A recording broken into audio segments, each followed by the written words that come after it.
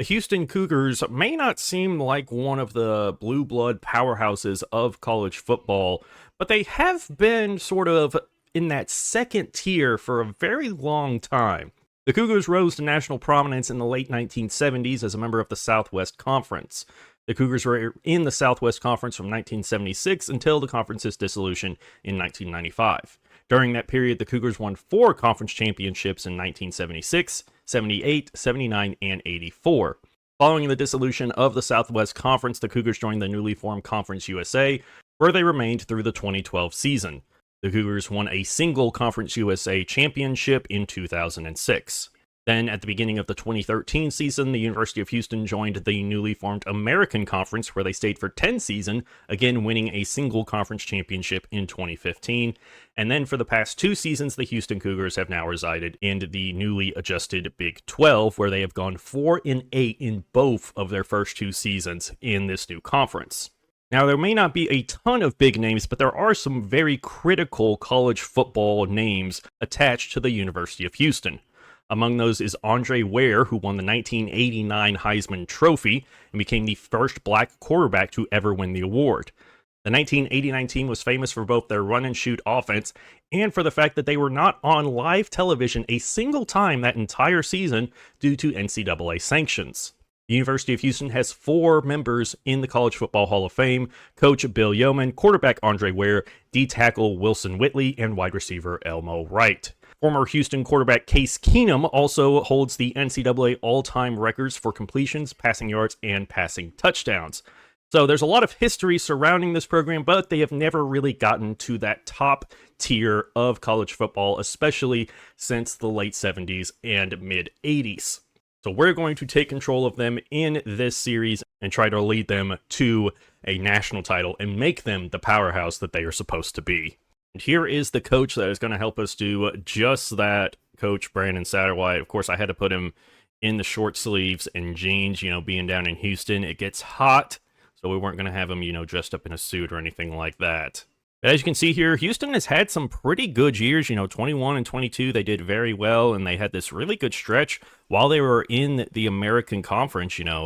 Several, bowl-eligible seasons, a couple of bowl wins here, their one conference championship in 2015, their Conference USA championship back in 2006.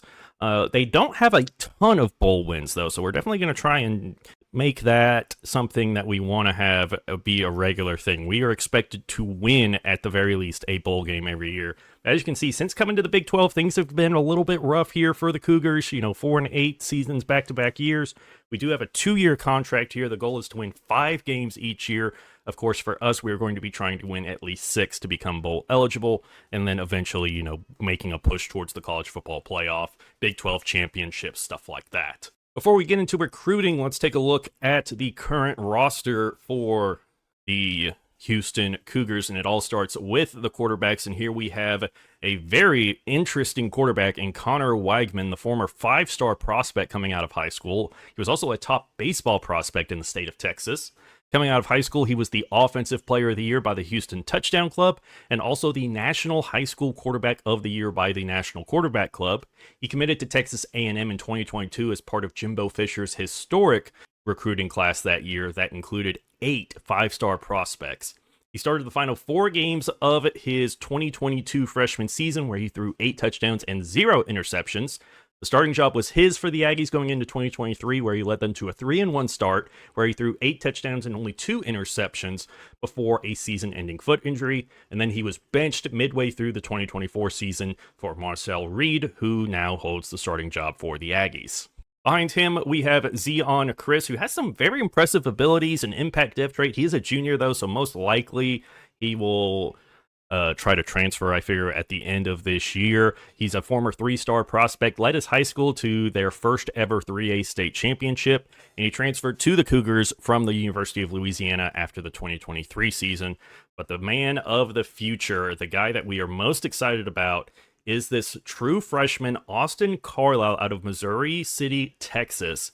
He's a former 3-star prospect. Look at those physical abilities there. Platinum Magician as a true freshman, impact dev trait. But you see there, 92 speed, which makes him the fastest quarterback in the entire game right now. There's a bunch of quarterbacks that are tied with 91 speed, but he is the only one with 92 speed. Very interested to see him develop and become our future quarterback. That is, if he doesn't transfer. You see their pro potential. We have a B+. It needs to stay there. Otherwise, there's a good chance he transfers at the end of this season. I really don't want him to do that. Moving on to the running backs, we have Dean Connors, the transfer from Rice here. He will be our starting running back, and you see he has some pretty good abilities there. Gold 360 and Platinum safety valve. Definitely going to be a good receiving threat out of the backfield. And behind him, we have Rashawn Sanford, a former 3-star prospect out of Harker Heights, Texas, with 90 speed. He's probably going to be the running back of the future, but I do want him to get plenty of touches this season to help him develop. Our wide receiver here, at our best receiver, is 81 overall Stephon Johnson, who transferred here from Oklahoma State after the 2022 season. 91 speed impact dev trait from Houston, so a hometown guy. Definitely excited to see how he does this season. Amari Thompson, or Thomas actually, from Birmingham, Alabama, a transfer from UAB. Again, really good guy. Hopefully he develops well for us. Probably going to transfer after this year, I figure. Playing time, we'll see. I don't know. The playing time one sometimes doesn't go right. Like, he can be a starter and still, feel like he's not getting enough playing time. It's kind of weird. And then our third receiver here is Harvey Broussard III, the transfer from the University of Louisiana. Doesn't have any abilities, but 91 speed at 6'3". Very excited to see how that does for us. And then number 4 receiver is Marquise Shoulders, the redshirt junior out of Katy, Texas, a transfer from Tulsa prior to last season. 91 speed, 93 acceleration. Really excited to see how he does. Will most likely be our slot receiver. Moving on to tight end, and this is the highest rated player on our team. It is Tanner Kazoil, the senior tight end who transferred from Wisconsin after last season. The Bloomingdale, Illinois native has some great physical and mental abilities, and he is going to be a stud for us. He's going to be probably our top target in the passing game this year. Behind him, we have Jaden York, who transferred from Texas Tech following the 2023 season. We also have Ja'Cory Thurman, who was a 3-star prospect, 2-way player in high school, started as both a receiver and an edge rusher, and he also ran track. So as a freshman, I'm very excited to see how he develops at 6'4" with 84 speed, 88 acceleration. I hope he sticks around. He does have a playing time deal breaker. We'll see. I may try to get him into some games, but honestly, I think he's probably going to redshirt for this freshman year. Hopefully he comes back and doesn't transfer. At left tackle, we have Alvin Ebasil, the transfer from Baylor at 75 overall, junior, 6'6". And then we also have the senior here who's also 75 overall. I'm not sure really who's going to start. They both have the same strength. Ebasil has probably a little bit more awareness, so that's probably going to do better in simulation because we are going to be just playing the moments in this series. At left guard, we have Jason Brooks Jr., the senior from Houston, Texas, with a couple of pretty good physical abilities at 80 overall. He transferred from Oklahoma State. He started 7 games last year before he missed the rest of the year with an injury, so good to have him back on the team. And then behind him, we have Caden Bowie, the freshman, former 3-star prospect with the natural mental ability, which is always a good one to have. At center, we have Mackenzie Agnello, transfer from New Mexico, and then we have Demetrius Hunter, the former 3-star prospect at a 72 overall. Right guard is going to be Matthew Wyckoff, 77 overall, transferred from the University of Cal, and then behind him, we have Spencer Sims out of Houston, Texas, the junior. Only 70 overall as a junior. Really hope he develops some this year because he's going to be having to take over for Wyckoff unless one of these freshmen down here just completely blows past him, which is definitely a possibility. Right tackle, Dalton Merriman, 76 overall senior, was a transfer from Texas Tech. We have Larry Crawford, sophomore right tackle, 69 overall. Again, hoping he develops with that impact dev trait. He's a former 3-star JUCO transfer. At left end, we have the redshirt senior, Carlos Allen Jr., who transferred in from Kennesaw State following the 2023 season. And then behind him, we have the redshirt freshman, Darius Washington, 6'6", 265 pounds. Love that frame. He transferred over from Texas Tech before the beginning of last year. He also played basketball in high school, which I'm not surprised about with that size and weight. Then behind him is the true freshman 3-star prospect Sheldon Rice, who also played basketball and ran track. 6'3", 235 pounds, 79 speed rusher. Very excited to see how he develops in the future. Coming off the other edge, we have the redshirt junior Brandon Mack, the second 79 overall speed rusher, transferred from Ole Miss following the 2022 season. Behind him, we have the junior Latravion McCutcheon out of Austin, Texas, former 3-star prospect. And his brother is actually a corner on this team that we'll get to in just a minute. And then we have Travis Buhaki, 4-star prospect out of Arlington, Texas. Also ran track and field and was part of 24/7 Sports 2025 Freaks List. 76 speed, pure power archetype, which is very expensive to upgrade in this game, sadly. So I am doing manual progression on the player. So it might take a bit for him to, get to that high overall, but I'm really excited to see how he progresses, especially with that star def trait. Up the middle, we have D tackles Hunter McGuire, 76 overall junior, with the Silver Hammer physical trait there. Behind him, we have Everett Rogers, the senior out of Killeen, Texas, transferred from Tulsa following the 2023 season. And then we have Xavier Stillman, the senior, former 3-star prospect as well. A couple of freshmen down here that will hopefully be future impact players on this defensive line.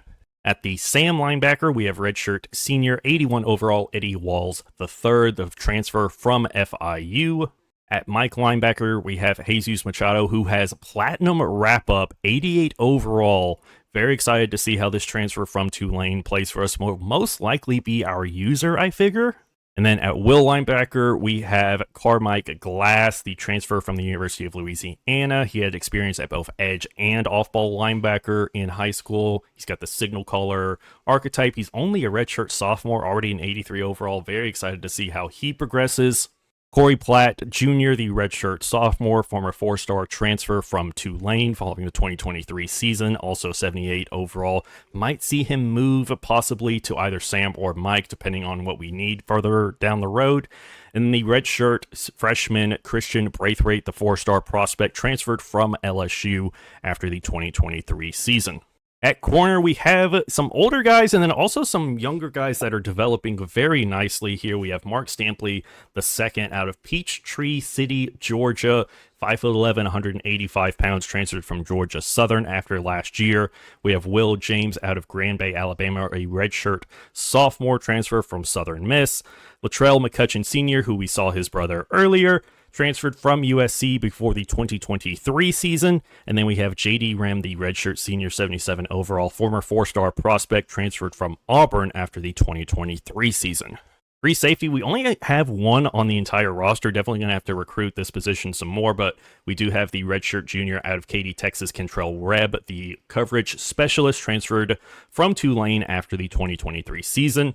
At strong safety, we have Rook Brown, transferred from Wyoming, the redshirt senior out of Salado, Texas, with some pretty nice abilities there.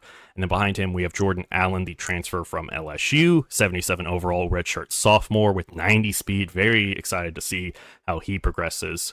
At kicker, we have Ethan Sanchez with some very nice abilities there. Really excited to see how he does for us as a senior. And then we have a redshirt or a freshman here, 60 overall, probably going to have to recruit a kicker in the offseason. And then we have the Liam Dougherty, the Australian punter, sophomore, 71 overall, with silver, deep range, and coffin corner. Very excited to have him as our punter.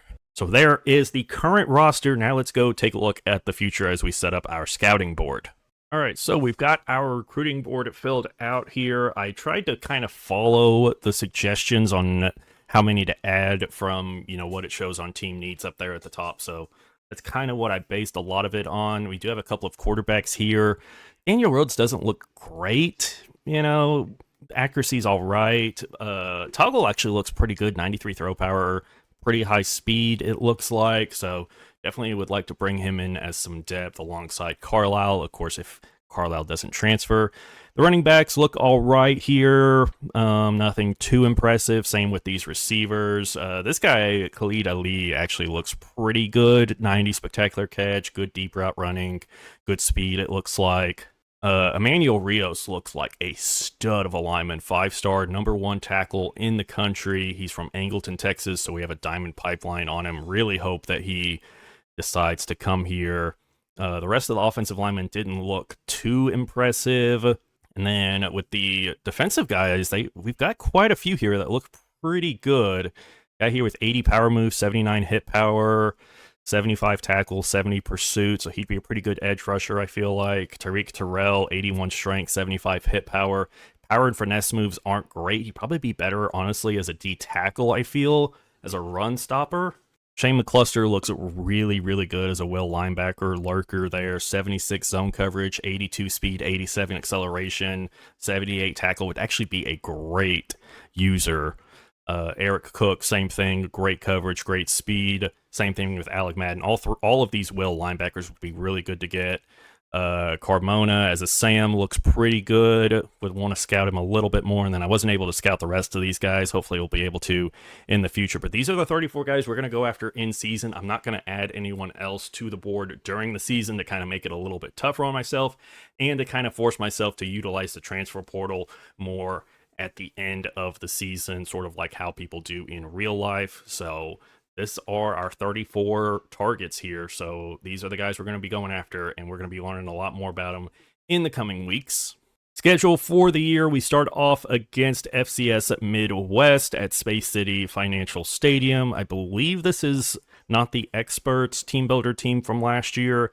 Then we go to Rice to play a rivalry game. We have our first Big 12 game at home against Colorado, a bye week, and then at Oregon State, home against Texas Tech, at Oklahoma State, home against Arizona, on the road against Arizona State, home for West Virginia, at UCF, then home for TCU, and then on the road against Baylor.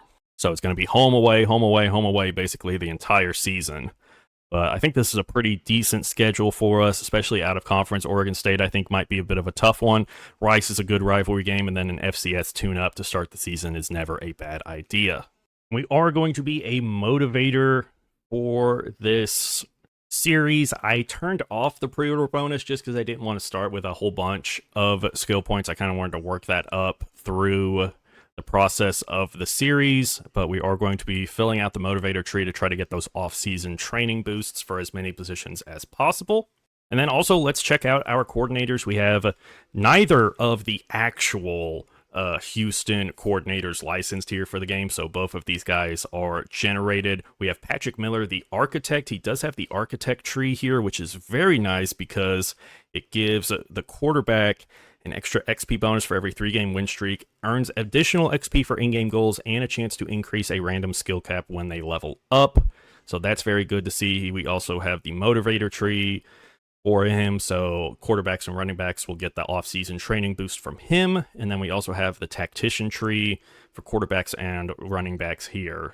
But if you watched my Memphis Tigers OC Dynasty, you know I do the AI characters here on the channel, and so I have added Patrick Miller, our offensive coordinator, in here as one of our AI characters.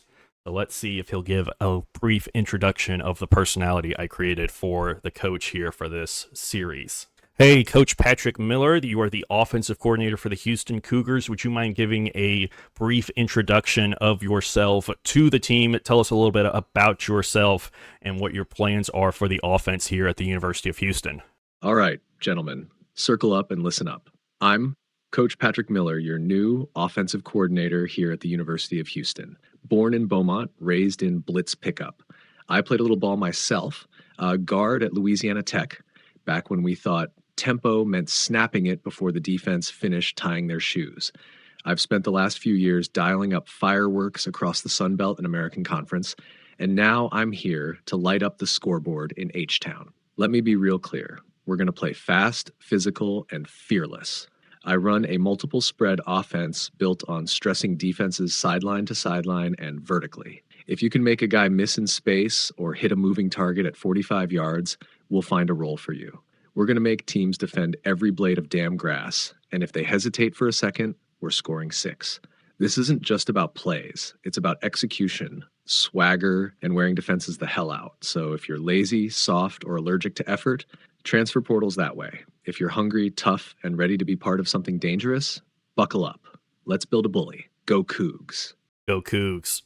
By the way, this is apparently the hand signal that the University of Houston uses. Looks a bit weird, but whatever. Because it's supposed to be like a cougar paw. Go Cougs.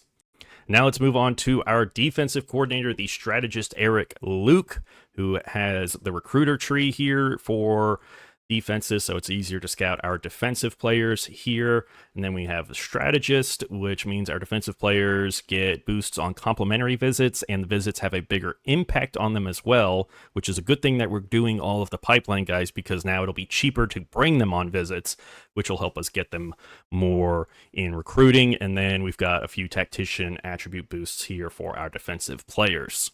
And now we're going to hear from our defensive coordinator, Eric Luke. Coach Eric Luke, you are the defensive coordinator for the University of Houston. Can you introduce yourself to the team? Tell us a little bit about yourself and what your plans are for the defense this upcoming season. Coach Luke storms into the meeting room, slams a whiteboard marker on the table, and paces like a pissed-off panther. All right, lock in and shut up.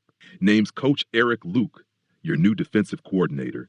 But you can call me General Payne if you're feeling spicy. I don't give hugs, I don't do TikTok dances, and I sure as hell don't tolerate missed tackles. I'm here to turn this defense into a fucking nightmare factory.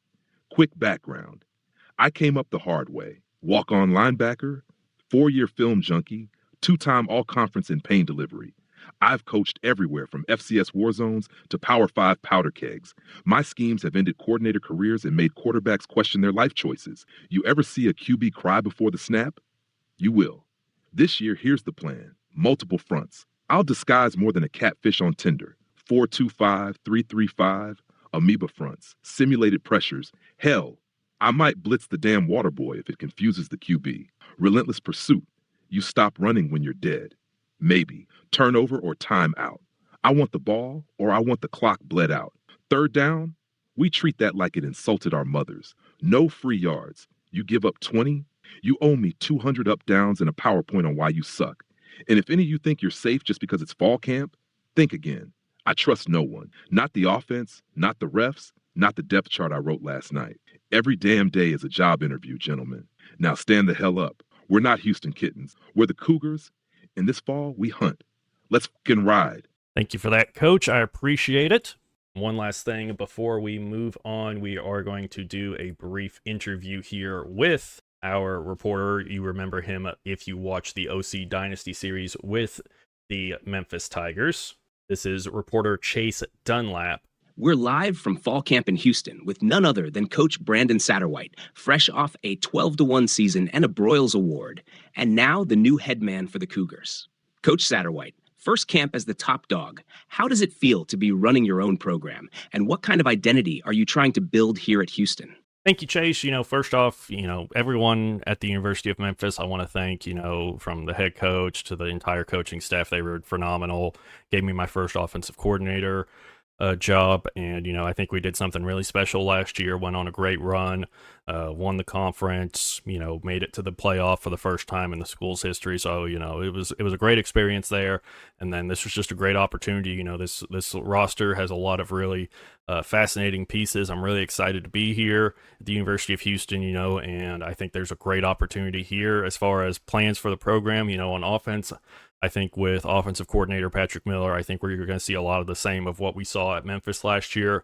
A lot of running the ball, a lot of RPO, option reads, intermediate passing game with quarterback Connor Weigman. I think that, him as our starting quarterback going into this year, I think we have a really good chance to have a very dynamic offense.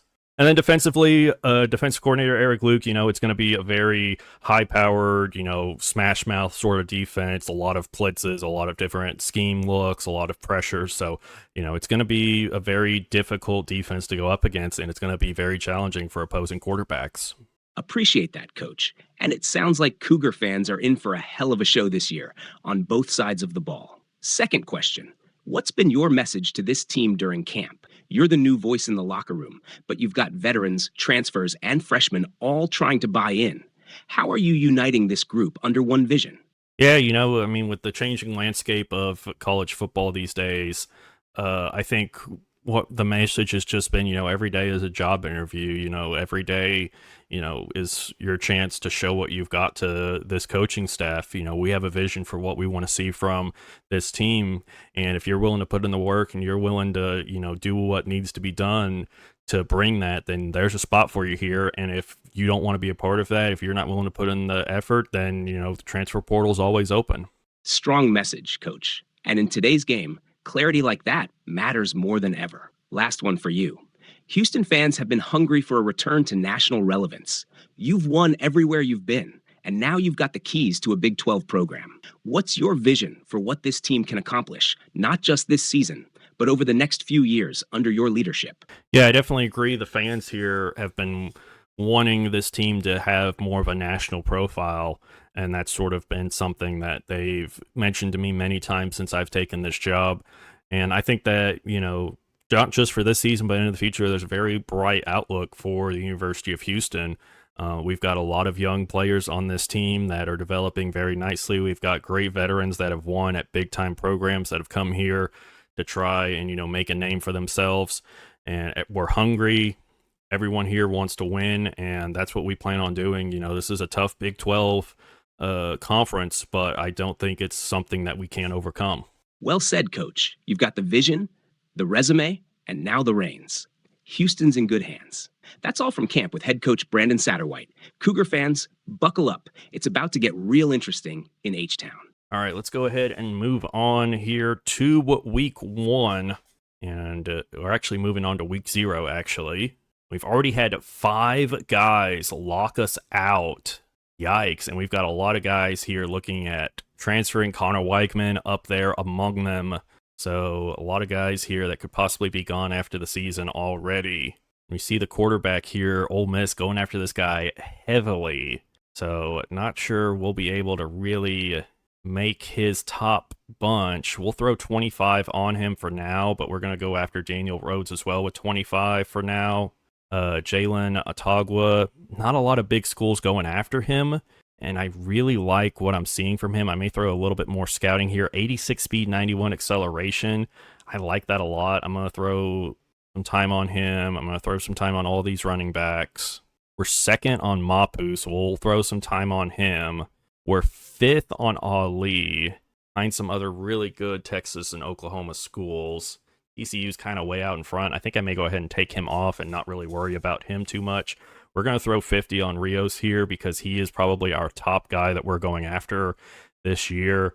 This guy's already locked us out. We'll throw 25 on these other guys here to see if we can maybe crack their top bunch. This 4-star's already locked us out. We're 4th on Clinton's.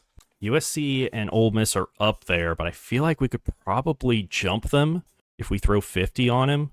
And then we'll throw 25 on Turner here.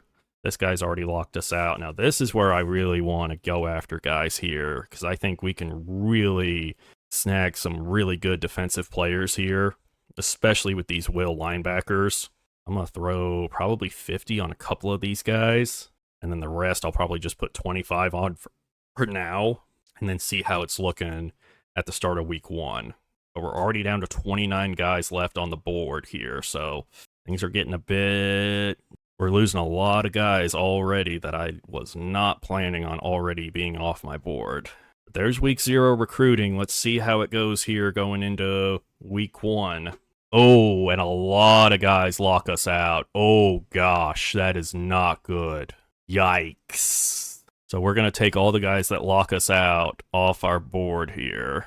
So within 2 weeks, we went from 34 recruit targets to now only 15, and a lot of these guys were not even in their top 8 yet. So we're going to have to really up how much we're spending on these guys. Try to make sure we're competing for them early here. We're way out ahead on Vaimapu, which is really good. He's someone I really want. This 5-star is already got Texas, Ohio State, and USC up in front of us. I'm not sure if we're going to be able to come back on him. I definitely need these guys that haven't locked in their top 8 yet. I need to spend a lot on them just to make sure we don't get locked out immediately. We may, at like the midseason point, add some more guys. I know I said earlier I didn't want to do that. I wanted to have that challenge, but I'm not sure if that's going to be reasonable with how many guys have already locked us out and how few players had interest in coming here to start off. Yeah, we may add some more guys later, especially like some 3-stars. But that's what our recruiting looks like. We're down to 15 guys just like that. And I figure by next week, some more guys are going to lock us out. We're going to hop into our first game as the head coach here. We're going to be playing the moments in this series. I will be doing another Dynasty series over on our Twitch channel, twitch.tv/sportsgamersonline, where it'll be more simulation-based. We'll be watching the games as it plays out in Super Sim, where you can actually like watch the plays. So if you want to check that out, go and follow us over at twitch.tv/sportsgamersonline. But for this one, we're going to do play moments, just so we can kind of get through seasons a little bit quicker. Probably be 2 or 3 games per episode, I figure.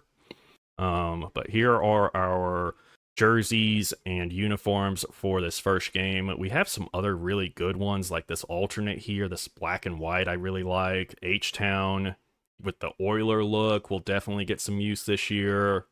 The white pants option I like. Yeah, and then the white helmet on the away looks really good as well.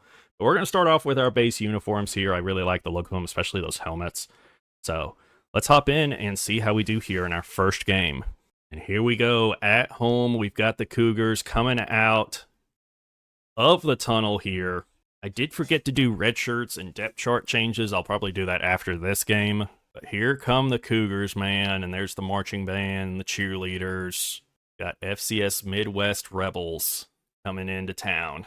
First quarter drive, take the lead here, so we get to play a full drive with our offense here. Love to see it here to start it. There is Connor Weigman, the 5-star transfer from A&M. In the gun here, trips to his left, he'll drop to throw. They're going to dump it out for his running back. Connor's out of the backfield. He's got the first and more past the 40 to the 42-yard line. A big pickup there on the first play of the game. A big overall difference, as FCS Midwest is only a 50 overall team here. 2 tight end look here for Weigman as he's in the gun. First and 10 from the 42. He'll drop to throw. And going to look for Kozoil over the middle, and he's going to have him for a gain of about 8 there. Weigman now in the pistol here. Connors behind him, and Connors will get the handoff here on 2nd and 2. He's going to have the first and more past the 45 down to the 42. Pickup of 7 there, and it'll be another first down for the Cougars. Now bunch formation here for Weigman as he's in the gun. He'll drop to throw on first down. And he's looking deep over the middle. He's going for Johnson, and it's caught. No, knocked away. He almost had a great catch there. Had both hands on it, but can't quite come down with it, and it'll be 2nd and 10. Now Weigman in the gun, 4 wide spread out here. He'll drop to throw. Got time. Now throwing deep. He's got Johnson again, this time wide open. No contest on that catch. Into the end zone. Touchdown Cougars. And it's our first score of the Brandon Satterwhite era here at the University of Houston. Stephon Johnson, the senior wide receiver, just a beautiful throw there from Weigman on the streak route. Beat the coverage easily there and takes it into the house. All right, we got ourselves a big 3rd down here. We're back in the gun, 3 wide, set up here, 3rd and 16. They're going to look to throw. They're running stick, and he's hit as he throws, and it falls incomplete. 4th and 16. Good 3 and out there forced by the defense. All right, red zone alert here in the second quarter. We're up 7-0 here. Kind of would like a bit of a bigger lead on this FCS team. We're going to be looking for a Koziel there on this streak route. And now we're going to go outside to Broussard on the zig. Going to get inside the 5, out at the 4. It'll be 1st and goal here for the Cougars. Going to do a little jet handoff here to Broussard. 1st and goal here. He comes in motion. Handoff there. Will he get in? Stretching and knocked into the end zone. Touchdown Houston as they get on the board for the 2nd time here today. Back in the red zone here. 2:14 remaining in the second quarter as we're going to go to the 2-minute timeout. 1st and 10 from the 12. We can get a first down without scoring here. Going to be looking for Koziel on the corner route or Connors out of the backfield here. And Weigman hit as he throws there, just getting rid of that one. It'll be 2nd and 10 coming up. Broussard on the corner route or Koziel on the out route will probably be open here. Weigman going to have to scramble, and he's going down. Good pressure there by FCS. Kyle McLeod gets the sack there. Now 3rd and 22, all the way back at the 23. We'll need to get to the 2 to pick up a first down. And instead, we're going to throw it towards the end zone. Thomas knocked away by the safety, incomplete there. That'll bring on Ethan Sanchez, the senior kicker, for his first field goal attempt of the season. The attempt is up, and it is good. So the 40-yard attempt is good, and we are now up 17-0 here on FCS. All right, 3rd down alert here in the 3rd quarter. And honestly, kind of want to do a little RPO action here. To the wide side of the offense. Either give it to Connors or throw the bubble to Thomas here. We're going to hand to Connors out of the backfield, and oof, nowhere to go there. Only picks up 2 on that one. The 4th down, we're going to try and pick up this 1st down here. We're going to see what the look is for this run. Look here, 4th and 1 from the 26. Need to get to the 25. We're going to hand to Connors again, and this time he's going to pick it up and some more down to the 23. Move the chains for the Cougs here. Big pass play gets us down to the 2-yard line here. So 1st and goal, looking to punch it in and run up the score a little bit more here. Weigman in the pistol, 2 tight end look. Hand to Connors here, going to try to bust outside, and he's going to get into the end zone. Touchdown, Houston. And the score increases here for the Cougars. Back in the red zone yet again here from the 12. Ozio could be wide open on that streak there. And he is going to be wide open, and the linebacker just gets his fingertips on it. I was looking to get our first pass to him there. Going to try to set up a screen here. 2nd and 10 from the 12 for Connors here. I love the screens in this game so far this year, but that time doesn't do anything as our guy misses his block. All right, 3rd and 10 here. Got a guy cheating down. Weigman in the gun, 3 wide. Back to throw. Oh, and there we go. Got him in the end zone. It's Johnson again. Great in route there, and that's going to be another touchdown here for Houston. They're going for it on 4th and 12. We're going to go cover 3 here. Just try and keep them from getting the first here. 4th and 12 from their own 25. Quarterback in the gun. 4 wide, spread out. He'll drop to throw. Everything's covered, going deep down the light sideline, and it's going to go intercepted by McCutcheon.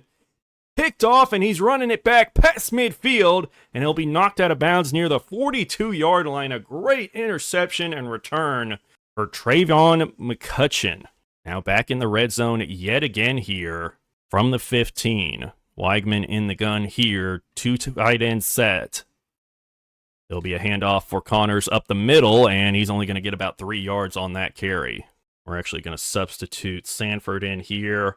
And actually, we may go ahead and throw Carlisle in just to get him some reps here in the red zone. Weigman in the gun, 2nd and 7, dropping to throw. Throwing, we've got Johnson, and he can't hang on to it, so that's going to bring up 3rd and 7. Weigman going to come out here as the freshman Carlisle comes in, 92 speed rating here. He'll get a couple of reps here in the red zone with the first team offense. Back to throw he goes. Now under pressure, going to throw for Kazoil near the sideline, and he hangs on and somehow makes a great catch on a high pass there. And it'll be 4th and inches. The backup running back Sanford in as they're going to try to pick up this 4th and inches from the 5. He'll give to Sanford, and he's up the middle into the end zone. Touchdown, Houston, as they pour on the lead here late. 3rd down here, going to try to keep the drive alive. 3rd and 6 from the 27. 5 wide here for Carlisle. As he'll probably get the rest of the QB snaps the rest of the way as it's a 38-point lead for Houston. Carlisle back to throw. He's going to look for Sanford on the drag route. He'll have the 1st and more down to the 19. A pickup of about 8 on that one.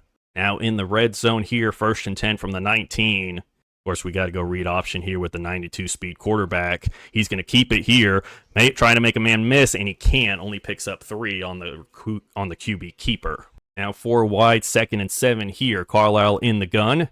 He'll drop to throw. Now scrambling, and he's going to take off with it. He's got the wheels, and he's into the end zone. Touchdown, Houston, as Carlisle gets in the end zone for the first time in his new Houston career. 3rd down alert here. 3rd and 7 coming up. Carlisle in the gun here will hand to Sanford as he's going to try to find some space to the outside. Cuts back in, and he'll pick up 4. That'll make it 4th and 3 coming up here.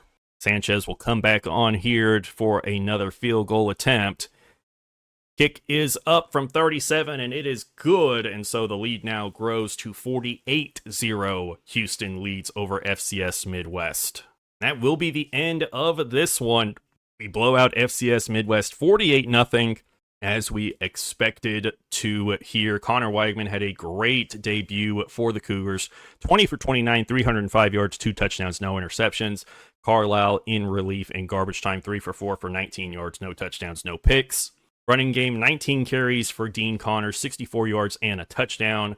Weigman, no yards on the day. Rashawn Sanford, the backup, 4 carries, 12 yards and a touchdown. Austin Carlisle, 2 scrambles, 19 yards and a touchdown. And then Harvey Broussard III, 1 carry for 4 yards and a touchdown. Receiving on the day, Broussard was our top receiver, 5 catches, 61 yards on the day. Dean Connors, 5 catches for 56 yards out of the backfield. Stephon Johnson, a great game for the senior, 4 catches, 79 yards, and 2 touchdowns. Tanner Kazoil, the tight end, 4 catches for 53 yards on the day. 6 total tackles for the safety. Rook Brown led the team. Bunch of TFLs on the day. Only 1 sack from Darius Washington, the freshman, so nice to see the freshman get his first career sack. 2 interceptions, 1 from Mark Stampley and 1 from Latrell McCutcheon on the day. And then no forced fumbles on the day. And then Ethan Sanchez was 6 for 6 on extra points and 2 for 2 on field goals with a long of 40.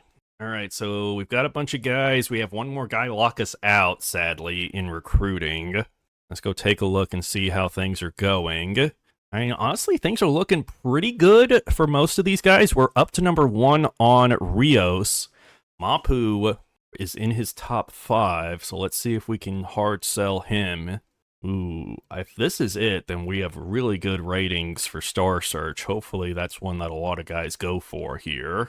This guy's also in his top 5. We're battling LSU, but if we play our cards right, we might be able to steal him. Hard to know which one to go with. We'll go with the conference legend for now. We'll probably learn more about him next week. And then James Lord takes us off his board, so we'll take him off ours. We have a bunch of guys lower on our board here that we're not doing great with. We only have 13 guys left on the board. I am going to have to add guys later on in the season, most likely, to sort of fill out later on in the season. But we'll be focusing on these 13 guys here for now. Let's hop into game number 2 here against Rice. This is our first actual game against an FBS opponent. The Bayou Bucket Classic on the road against Rice here. So they're lower rated than us. We're 77. They were 69. Nice. So we should have a pretty easy time with them, but you never want to underestimate your opponent, especially on the road. We're going to get the first drive of the game here. We're going to try to get something going early here, especially with these RPOs. We're starting at our own 6. So opening kickoff doesn't seem to have gone very well, as we're going to get a bubble screen here to Thomas, and he'll pick up about 7 there on that one, as already we have a Rice defender down on the play. 2nd and 3 from our own 13-yard line. Weigman in the gun, 2 tight end look. He'll drop to throw here. Going to look for Kazoil over the middle, and he's got him on the drag route, and he'll pick up a good chunk of yardage down to the 28-yard line there. 15-yard pickup for the tight end transfer from Wisconsin. And Connors did bring over a little bit of wear and tear from last game. We are definitely going to have to, sub him out at times. And this one is, he's going to lose 2 on the halfback screen. Not what you want to see. We're probably going to go ahead and actually bring in Sanford for this next drive. Weigman in the gun here on 2nd and 12. He'll drop to throw. Looking, going to throw for Connors out of the backfield. And he's got good yardage all the way down near midfield. A huge pickup here for Dean Connors out of the backfield. 23 yards on that play. Now we see Sanford come in for him here as we go 5 wide, 1st and 10 from midfield. Weigman back to throw. Oh, there we go. We've got Kazoil down the field. Way to run after the route there. Big play down inside the 20 to the 17. Great job there by Weigman rolling out and buying time, and then great job by the tight end just slipping into the hole in the zone and getting a big chunk all the way down inside the red zone. Now it'll be 1st and 10 from the 17 after the big pass play. Weigman in the gun. He'll drop to throw on 1st down here. Throwing over the middle, and he's got Johnson inside the 5 down to the 2. Contested catch there for the top receiver for the Cougars. 1st and goal here from the 2. We're going to sub Connors back in after this play. We're going to see if Sanford can get in here on 1st down, and he's not able to. He's actually going to lose a yard. 2nd and goal coming up here. Dean Connors, the more powerful back here. No more wear and tear at the moment for him here. Weigman in the gun. We're going to hand to Connors here. Try to cut up field. He'll get back the yard that Sanford lost, but now it's going to be 3rd and goal. I say we're in 4-down territory here, so we're going to go read option. One more chance here to try to run it in. And then we're going to, I meant to hit X to keep it with Weigman. I accidentally hit square, and Connors falls down. All right, we're going to have to throw this ball in. 4th and goal all the way back at the 6 as Connors stumbles down. We're going to go for it here to try and get this thing going. Kazoil catches it, but not going to be able to get in the end zone. Coach Satterwhite not happy with the red zone execution there by his offense, as it's a turnover on downs inside the 5-yard line. Third down alert here. 3rd and 8 coming up from the 47 after the failed red zone drive there. Our right tackle is hurting, so we're going to bring in someone else here. Weigman back to throw. Looking, gonna throw to the right side, and we've got Thomas, and he's all the way down inside the 30 to the 28. Nice pickup there. Back inside the red zone here at the 1.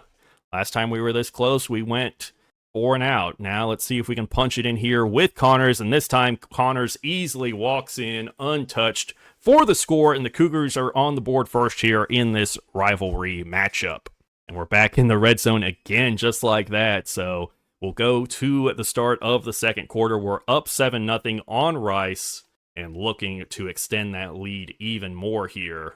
157 passing yards on the day for us. Only 4 yards of offense for the Rice Owls here. They're definitely going to have to get that offense going. Kazoil hurting a bit on that right arm as back to throw. We're going to throw quickly to Kazoil, and he's going to have himself a touchdown there as he had a Heisman ability activated. And that allows him to get in and get the score to make it a 2-score lead here for the Cougars. Now 3rd down here from the 47-yard line, 3rd and 1. I say we just turn around and hand to Connors here. Kazoil looking all right on that right arm. We're going to continue to monitor that as Connors busts this outside, and he's going to get a good chunk of yardage. Picks up 6 on that one. 3rd down alert. We're going to go with this curl flat look here. Kazoil or Connors are definitely going to be open on that right side there. Oh, there we go. He's going to be open. He's going to have another great catch there, and that'll move the chains for us. The tight end has been key for us here in this game against Rice. Now back in the red zone here at the 13-yard line. Ooh, Connor's hurting on that right leg. We're going to bring Sanford in. Weigman back to throw, looking. Now going to step up, and he's going to take off running here. Makes a man miss, reaching for the end zone, and he's going to be marked down at the 1. Just shy of punching that one in. We'll bring Connors back in on the next play as we hand to Sanford here, and there's not going to be a next play because Sanford gets in the end zone, and it's now a 21-0 lead here for Houston. And it looks like Rice finally got on the board with 7 points there as we're in the second half now. We've got a 3rd down alert, 3rd and inches here to pick up, and we're going to go halfback zone weak out of the pistol here. Just hand this to Connors and let him get some yardage. Our left guard seems to be hurting, so we're going to bring someone else in there. Hand off to Connors, and he's going to get the first down, but not much more. Another 3rd down alert here, 3rd and 2 coming up. Let's see what look we get from the defense. I like this look. 2 tight ends on that outside here on this stretch play. 3rd and 2, we're going to hand to him. And, he breaks a tackle, reaching, and he gets knocked forward for the first down. What a play there by Connors to stay on his feet and use his momentum to move forward. Now we finally get in on defense here. 4th and 14, they're going to be going for it here. Come out in the pistol, 3 wide, spread out. Quarterback making some changes there at the line. He'll drop to throw. Going for Verts, going to dump it underneath to his running back, and he's not going to get enough for the first down. It'll be a turnover on downs here for the Owls. And we're back in the red zone now, looking to put more points on the board. 1st and 10 from the 13. Sanford in at running back here. Weigman in the gun. We're going to keep it with Weigman, and he's going to get lit up there by the D lineman who got through quick. Let's take another look at that one. This guy here on the center just does not get blocked by anyone. Center just kind of doesn't really take any note of him, and neither does the right guard, which just leaves it wide open for him to come in and hit Weigman after the QB keeper. It'll be 2nd and 14 back at the 17 after the loss on that one here. Weigman in the gun, 4 wide, he'll drop to throw. Going to hit Connors out of the backfield, past the 10, and is he going to get the first? No, will be about a yard shy there at the 4-yard line. 3rd and 1 after the good pickup there by the running back. Weigman in the pistol, he'll hand to Connors after the good pass pickup, and he'll have the first, but not much more, only about a yard on that one. In the pistol here, we're going to go RPO. We're going to check that corner there on Johnson. See what he does. He's going to stay out, so we're going to hand it to Connors, trying to get to the corner, and he's not going to get it. He was reaching, but couldn't quite get in. It'll be 2nd and goal from the 1. We're going to hand it back off to him again here. He's had a phenomenal game. Going to try to get his 3rd touchdown of the game, and he's in. Touchdown, Houston. Probably should have cut it to the left, but hey, we get in nonetheless. It's 35-7. We're going to get this rivalry win, most likely. 3rd and 5. They're going for it. 4th and 5, actually. Quarterback in the gun, 4 wide. He's going to drop to throw. And he's got a guy over the middle there. And he's going to be inside the red zone. Broken tackle, and it'll be 1st and goal here for Rice. They put up points. So it's 14-35. They are going to go for the onside kick here. Kick is away, bouncing, and Broussard able to fall on it there. 3rd down alert. We're going to hop in here, try to keep the drive moving. And that'll actually take us to the 2-minute timeout. But Weigman in the gun here. Sanford in as the running back on 3rd down. Going to get the carry up the middle, and he's broken through. Big run here for Sanford all the way down inside the 15 to the 13.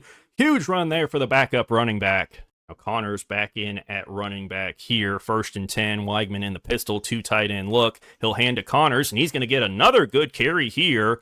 Picks up another 8. He's now over 150 yards rushing on the day. What a game for Adam Connors. And it may not be over yet. 2nd and 2. Weigman hands to him, and he's going to lower the shoulder, and he'll pick up another 1st down. 2 more yards there on that one. Now we've got 1st and goal here from the 3. Hand to Connors. Going to try to find some space to the outside, and no good. They were reading the run all the way there. Now we're going to go read option on 2nd and goal from the 5 here. We'll hand to Connors, and he'll get about a yard, but that's about it. 3rd and goal coming out. We're just going to let the clock run out here, and we're going to take the dub against Rice. So that will do it here. We take this rivalry win against the Rice Owls, 35-14. We moved to 2-0 to start this season. Weigman had a very efficient day, 18 for 21, 243 yards, 1 touchdown, no picks on the day. Love to see it. And then Dean Connors, 25 carries. Probably don't want to see him get that many carries every game, especially if we want him to last the entire season. But 151 yards and 3 touchdowns. What a game for him. Connor Weigman, 10 carries for 52 yards. And then Rashawn Sanford, 4 carries, 25 yards, and a touchdown on the day. Tanner Kazoil was our leading receiver, 8 catches, 118 yards, and a touchdown on the day. 4 catches and 48 yards for Amari Thomas, the junior. Dean Connors had 3 catches for 34 yards out of the backfield. And then Harvey Broussard, Rashawn Sanford, and Stephon Johnson all had 1 catch for 14 or 15 yards. 7 total tackles for Jesus Machado led the team on the day. 2 TFLs for the freshman Darius Washington. Sack for Carmichael Glass, and then half a sack for McCutcheon and Washington. 1 interception for Jesus Machado on the day, and a forced fumble for him as well. So a great performance from Machado today. Go ahead and simulate to week 3 and see how our team is looking here. So we didn't get locked out of any more guys. We have some more guys getting into their top 5.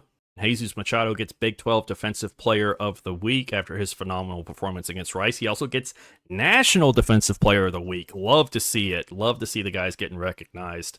And our next matchup is at home against Colorado for our first Big 12 matchup, but that'll probably be in episode 2, guys. Thank you all so much for watching episode 1 of this new series here on SGO Gridiron. If you enjoyed it, make sure to leave it a like and subscribe to the channel so you don't miss out on the rest of the series. And I'll see you guys in the next episode.